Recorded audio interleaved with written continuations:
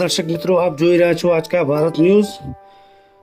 ધીમા વાવથરા જિલ્લા કાર્યક્રમ જન આક્રોશ યાત્રા પરિવર્તનનો શંકાસ્પદ તારીખ 21 નવેમ્બર 2025ના શુક્રવારના રોજ વાવથરા જિલ્લામાંથી આજ રોજ ધીમા ગામેથી જન આક્રોશ યાત્રાનો ભવ્ય પ્રારંભ કરવામાં આવ્યો।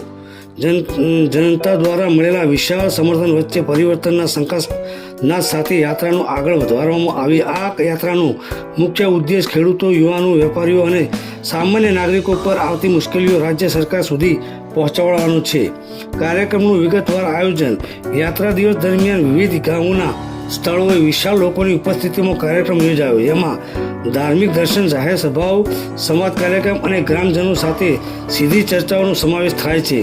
સમય પ્રમાણે આજ રોજ આયોજન પ્રમાણે યાત્રા ધીમાથી લાખણી સહિતના વિસ્તારોમાં આગળ વધતી રહી। મુખ્ય મુદ્દાઓ જાહેર સભામાં ઉઠાવવામાં આવ્યા। ખેડૂતોના દેવા માફ કરવામાં આવે, બેરોજગાર યુવાનોને રોજગારી તાત્કાલિક આપવામાં આવે, કોન્ટ્રાક્ટર પદ્ધતિ રદ કરવામાં માંગ કરી।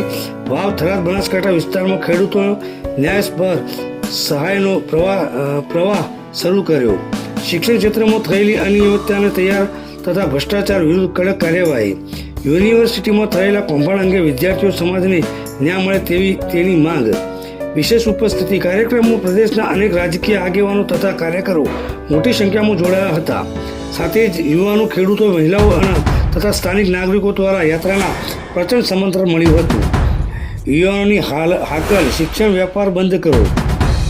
વિદ્યાર્થીઓ દ્વારા શિક્ષણ ક્ષેત્રમાં થયેલી અનિયમિતતાને, ફી કૌભાંડ અને યુનિવર્સિટી સંબંધિત મુદ્દાઓને લઈને આક્રોશ વ્યક્ત કર્યો। મોટી સંખ્યામાં યુવાનો પ્લેકાર્ડ લઈને ન્યાયની માંગણી કરી અને જન આક્રોશ યાત્રામાં જોડાયા।